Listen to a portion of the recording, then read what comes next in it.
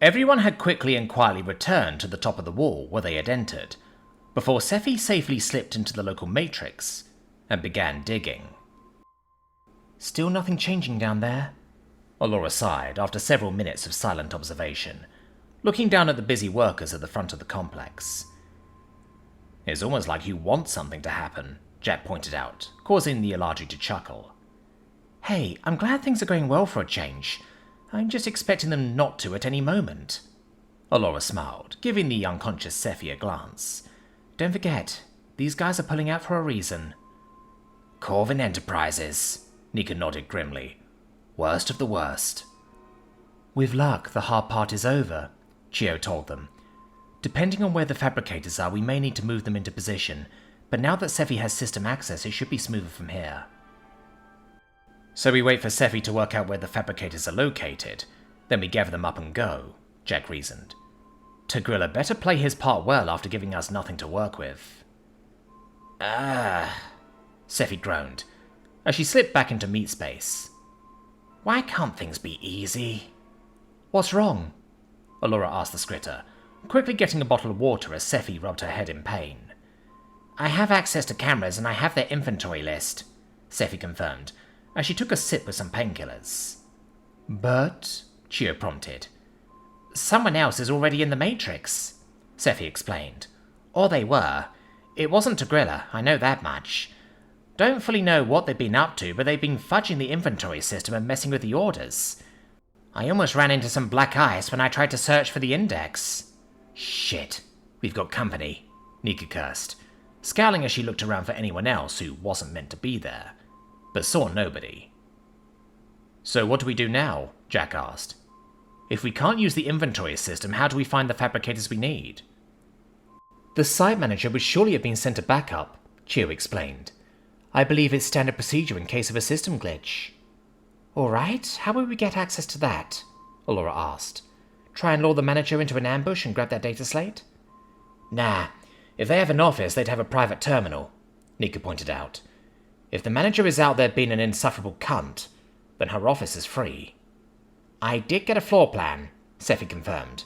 Manager's office is in the central building overlooking the shelves. There's some kind of office section towards the back. I checked the security cameras and there's nobody there right now.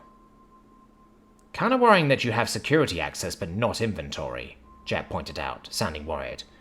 Do you have a route to get us up there? There is a lift, but it has a lot of active security measures I can't disable without setting off alarms, Scifi began. Oh no, Chio began, realizing what was coming. Yep, Scifi grinned. Sorry, Chio. We're taking the stairs. Alright, the cameras are looped, and I've already deleted any trace of our presence, but there are blind spots, Scifi whispered to the group as they entered the central building through the back. So be careful and try to look natural. Now that the Skritter had control of the cameras, it had been trivially easy to avoid the patrols of guards and simply walk to the middle of the complex, without fear of a security response. They all agreed to proceed with the heist, despite learning that something else was going on, but they now knew they were on a timer, without knowing the time, or the consequences. I thought you were mad when you did it the first time, but the higher visibility jackets were definitely a good idea to speed things up. The workers haven't given any of us a second glance, Allura enthused, keeping her voice low as they passed a group of workers loading a pallet, who didn't even glance their way as a forklift brought another pallet down from a higher shelf. It won't work all the time. We shouldn't rely on it, Chio warned. We need to stay away from management and security. I see the stairs on the right, Jack told them as he led the way, casually walking across the floor and quickly dashing up a few steps when nobody was looking, keeping a lookout behind him as the others quickly joined him. Hey! A deep male voice called out as Chio turned the corner, her high vis momentarily fanning behind her for just a moment too long. Come here right now! You're meant to be working! Shit, sorry. Move up a floor and we can ambush or hide. It's a manager, Chio warned. Alright, Allura whispered as they moved up a floor, emerging into what looked like an open-plan locker section. He's still coming, Chio warned. Alright, get ready to pile on him, Nika warned, as they heard the droning voice of the manager get closer as they climbed the stairs. If you don't get here right now, I will alert security and make sure your paychecks are null and void. Ah! The manager snarled, as he got within range of Chio, who yanked him around to meet her 4 friends, who quickly dogpiled him and slapped on a stim patch to knock him out. The manager's comm cracked to life with Fortunato. Nishi, status report! Jack, male voice needed, please, Allura prompted him as he picked up the comm, doing his best to imitate the sub-manager. Nothing to report. Comm on the fritz, Jack replied, cringing as he used a casual expression from Earth. Fine. Continue with your rounds, Fortunato ordered before hanging up. Oh, thank goodness, Chio sighed, as she used her power to pick the manager up and stuff him into a locker. Doesn't seem like anyone else wants to follow, Jack noted, peeking back down the stairs they had just come from. Shall we? This is the top floor, Scifi whispered as they climbed up, moving as quietly as possible to not attract attention. Though the lights were on as they passed several cleared-out offices and meeting rooms, they didn't see any workers or any more guards as they wasted no time getting to the top, finally emerging to a long corridor that looked spotless, like it was rarely travelled. At the end was a solitary door that had the nameplate, Fortunato, in bright blue lettering.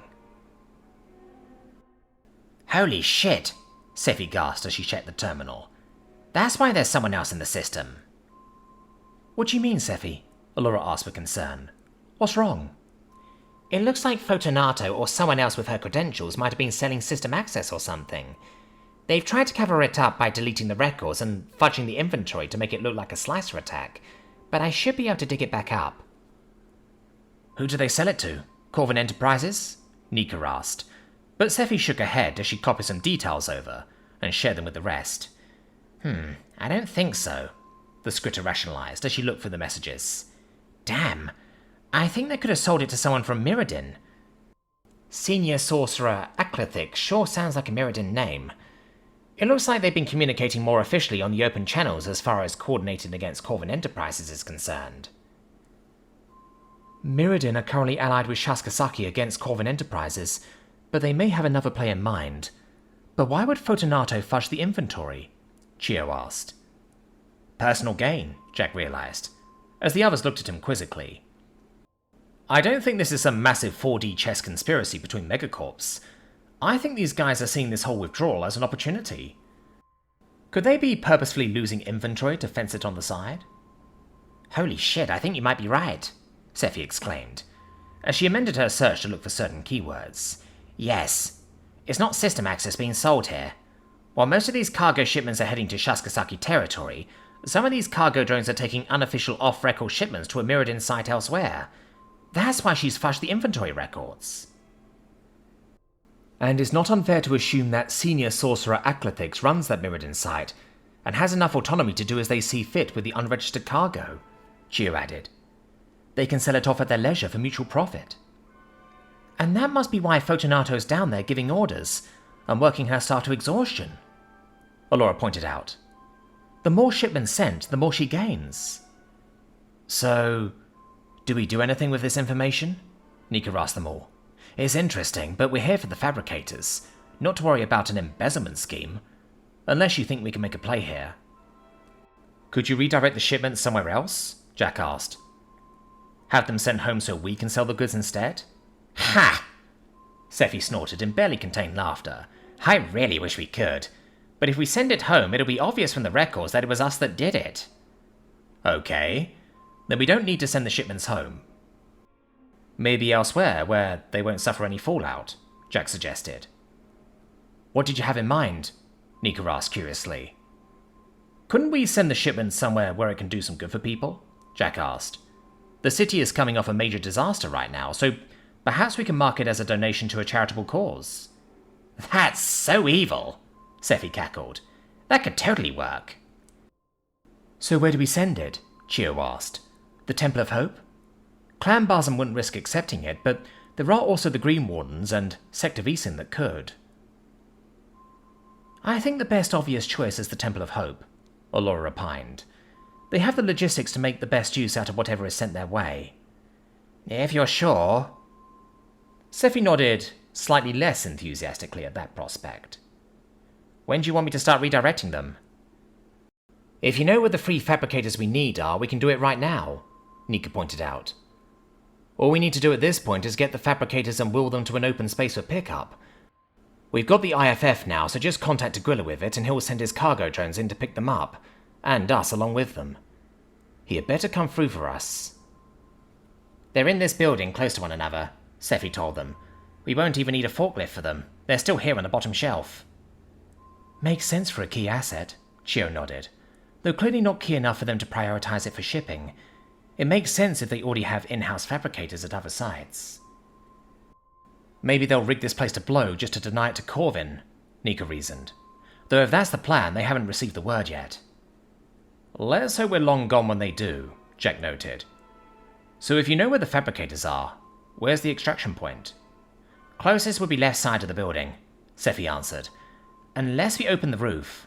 Less open and exposed, and it gives us the quickest way out, but if they're not expecting it, then that can attract attention.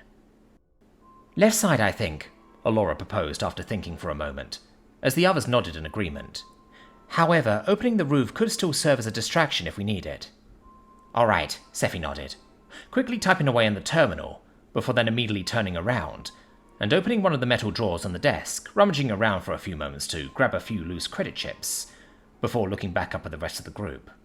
Also, we're in a distribution center and we have empty bags and pockets. I'll be damned if I'm not spending at least a few seconds to check for random loot. Good point, Jack shrugged, as he moved over to help. There's some expensive food in the crates nearby, over there just opposite of our prize, Scifi whispered to the group, pointing to the adjacent shelves ahead. Where are the fabricators? Jack asked, causing the girls to jerk in a brief panic, believing the fabricators were missing before he asked, Are those them? They're pretty big. That's them, and yes, heavy too, Chio nodded, looking at where Jack was pointing. We're going to need one of those pump trucks for each. The large metallic cubes were made of an iridescent dark matte alloy that seemed to reflect colours differently in the light, like the surface of an oil puddle. The edges were smooth, giving it a mostly sleek, aerodynamic appearance, with the exception of various hatches, ports and vents, though fortunately Jack could see enough sturdy-looking handles welded onto the thing that he knew they could all safely attach themselves to it, though whether the drone could handle it would be another story. Strips of neon blue LED lights ran along the edges, currently turned off, and focused at an inactive touch panel interface. All right, shall we make the call to Agrilla? Nika asked, and everyone nodded in agreement. This asshole better be quick, Scifi muttered as she called the slicer, who picked up on the first ring. Hey, Agrilla, we got the fabricators. We just need to move into position, then you can pick us up. Holy shit, you people like to cut it close, Agrilla shouted in a panic. Sending drones to you now, ETA 3 minutes. Shaskasaki are sending out a high-threat response team, so you need to be ready to go or you need to run. What do you mean? What's going on? Alora asked in a panic emergency. Everything is still quiet here. Well, it won't be for much longer, Agrilla retorted in a panic. The datanet is abuzz with reports of a single high-speed object moving from Corvin territory, heading your way, and you know damn well what that means. Oh shit, Nika cursed in a panic. We've got to move. Wait, what? They're shooting a missile? Jack asked, only to see the Kizan emphatically shake her head without elaboration. Change your plans, Alora ordered. Scifi, get the roof open now. We've got to make enough space for a pickup. Jack, can you pull the fabricators out without the pallet thingy? I'll try, Jack confirmed, as he yanked on the fabricator as hard as he could, causing it to budge slightly, the wooden pallet underneath scraping the floor with a strain, though drowned out by the sound of the roof hatch opening. It'll be easier to push. Where do you want them? In the middle, there. Alora pointed to the central crossroads of the warehouse, right in the middle of the warehouse, directly below the open sky of the still opening hatch. Who has the tracking devices? They need to be latched into position. Stuff your bags, Scifi told them, as Chio helped her rip the panel off one of the opposite crates, quickly using their bags to scoop up anything they could before tipping the crate to spill on the ground, allowing them to quickly pack them to the brim. For fuck's sake, both of you! No time! Everyone, help Jack! Nika yelled, as she added her strength to Jack's and fully pulled out one of the fabricators before moving on to the next one, while Scifi and Chio quickly saw sense and helped Alora, who was struggling with the third. "Line them up in a row and push them as one," Chio suggested, as they just about managed to shove them all into position. "Pushing is easier than pulling." "You know that from practice, Chio?" Scifi cheekily quipped, causing the group to laugh out loud as they strained with all their might, no longer concerned about remaining quiet. "Damn, this isn't working!" Alora cried out in despair. "Yes, it will," Jack retorted. "On three. 1, 2, 3. Pushing as one, the three fabricators shifted, and quickly gave way to momentum as they charged forward like a battering ram, shoving the fabricators forward until they got to the crossroads. In the distance, they heard the surprised yells and shouts of workers in the background, asking who was opening the hatches. "Get the trackers on and latch yourselves," Alora ordered, as Nika quickly snapped one set into place, while Scifi rapidly followed and moved to help Jack with his. "How long do we have?" Jack asked. "ETA 30 seconds, Tagula called back. "Latch yourselves onto the one you want." "There's still time," Jack grinned, as he turned around into a full sprint, while the others attached themselves securely to their chosen fabricator with their climbing rigs. "Who has empty bags? Get them ready." "Oh, come the fuck on!" Nika exclaimed in sheer, maddening disbelief, while Scifi laughed in amazement as Jack quickly reached the nearest set of crates and tipped them over, causing the contents to spill out, before Jack quickly scooped them up in his arms and ran back. "Get yourself latched on, Jack!" Chio yelled telepathically, as she used her power to pull some more boxes and plastic-wrapped objects to them, while Jack attached himself next to the unamused Alethi. "Telekinesis, remember? I can do it from here." "Point taken," Jack grinned, as he opened his bag for Chio to hastily fill, though she did make sure to jokingly clatter him over the head with one of the boxes, before sending it to Alora's bag. "You all on? Good!" Tagula confirmed in a panic, as they heard the familiar rumble of a repulsor jet overhead. "I'll get you out of the way first, then your slicer can take over the controls. Hold on!" The 4 trackers in each corner of the fabricator beat with a flash of yellow light, and for the briefest of moments Jack considered the very terrifying prospect of being at Tagula's mercy, before a faint cord that gleamed a yellow light shot out and connected the tracker to the cargo drone overhead, before they were forcefully and abruptly yanked up high into the sky at a rapid speed. "Fuck!" Jack yelled, without thinking, as within the space of a second they cleared the scarily narrow gap of the still opening hatch. The warehouse floor and the chaos of the workers running about shouting below quickly shrank away, as the wind whistled in his popping ears, while Jack held onto the fabricator as tight as he could in sheer terror, raw adrenaline flooding through him, before just as quickly they stopped, dangling in the air, now fully attached to the cargo drone. Daring to look up, he saw the others were no better, and as he gasped for the breath he didn't realize he had been holding, the small, tiny, rational part of his brain that was still working right now was glad that they hadn't brought Dante for this heist. Looking past Alora's shuddering head, he could see that 2 other cargo drones had also picked up their quarry, though without the traumatized passengers. "Don't throw up," Nika managed to gasp. "Can't leave evidence." "That's a good idea. Let's move you over the nearest shithole," Tagula cheerfully chirped into the comm, sounding mightily pleased with himself, as they slowly hovered away from the distribution center below, making sure they didn't look too suspicious from anyone else looking up from the ground. Chio lurched from beside him, the Alethi making a rare physical noise as the predictable brown stream soon followed. Alora did the same the moment she regained consciousness, and although Scifi tried to fight it, she soon threw up a little, but was just about able to hold the rest of it together along with Jack and Nika, who were both on the cusp. "Fuck that," Jack groaned. "I'm not doing that shit again." "I'm going to send these 3 drones away from the area and take the scenic route," Tagula warned. "You can take control of yours at any time, but considering the situation, I'd make it look natural for now until you're away proper. After that, I suggest we don't contact each other for a while and lay low. Pleasure doing business." He then hung up the call. "Scifi?" Alora gasped. "Do you still have their security system?" "Oh shit, yes!" Scifi briefly perked up as she quickly remembered what they had just left. Set off the alarm, Laura ordered, fighting to speak with all of her strength. Give the workers a chance to run. She'll slaughter them if they're in her way. Already done, Scifi called, and they could hear the screeching siren in the distance, though Jack swore he could just about hear the shrill cry of Fortunato too, as he saw the ant-like workers scatter into the night with nobody sticking around. Clearly they were all smart enough to have no company loyalty whatsoever, though Jack frowned as he saw something in the distance, almost like a pink, sparking contrail, that quickly drew closer to the distribution center. What the hell is that? Jack muttered to himself, but as he looked around he could see the girls were too exhausted to answer. Slowly, the cargo drone left the manners behind, and Scifi eventually took control of the one carrying them and directed it home, avoiding the fleet of Shasakazaki ships that were moving to intercept whatever was heading to their distribution center.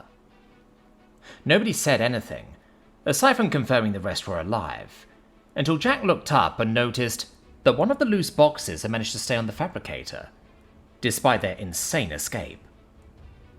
Taking a look at the label, Jack couldn't help but chuckle at Admiral Derish's delectable microwave pizza. "Anybody hungry?" he asked, to faint chuckles from the group, as they headed home. "Who activated the alarms?" Fortunato snapped, screaming at the workers who were running past the guards on their way to safety. "The only threat here is me if you don't get back to work! Do you hear me?" Whether the workers heard or not, they didn't care, as they ran for their lives. "Nishi! Where are you?" the manager snarled, before a few of the guards rushed up to her in a panic.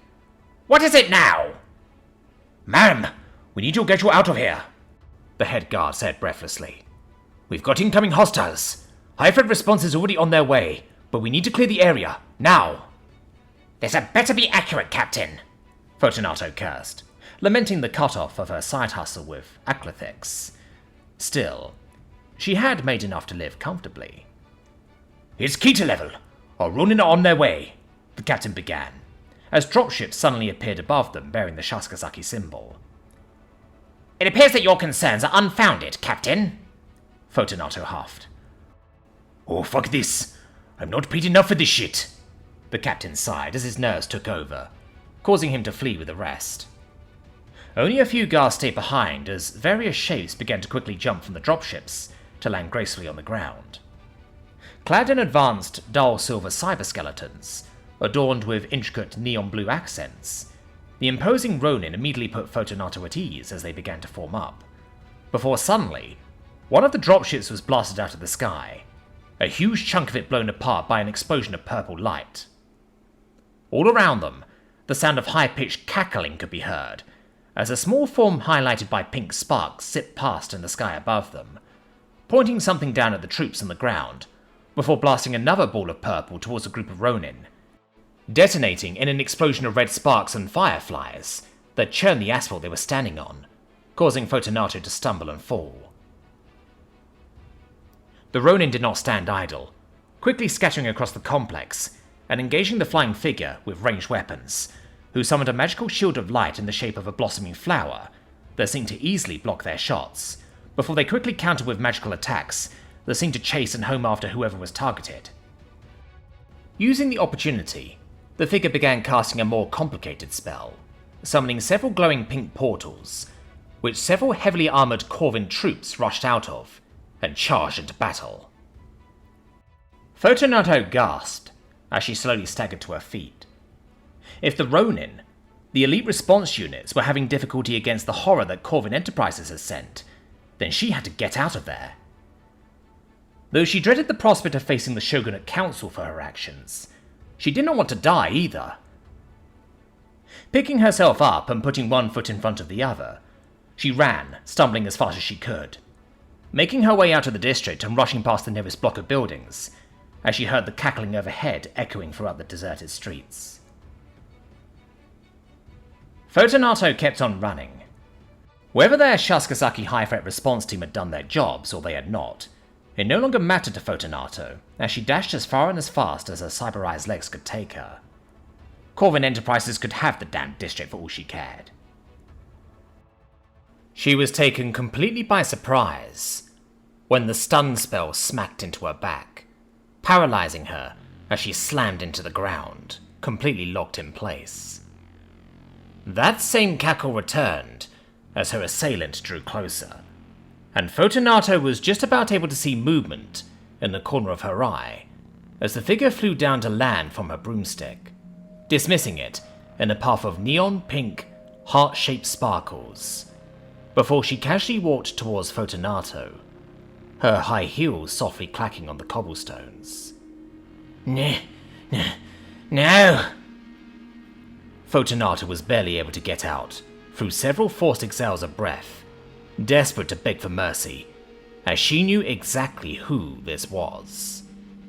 Never in her contingency plans did they ever account for Corvin Enterprises sending her. Fortunato trembled in fear as the figure moved out of view, humming a pop song as she skipped over towards her downed prey and began rummaging through her pockets.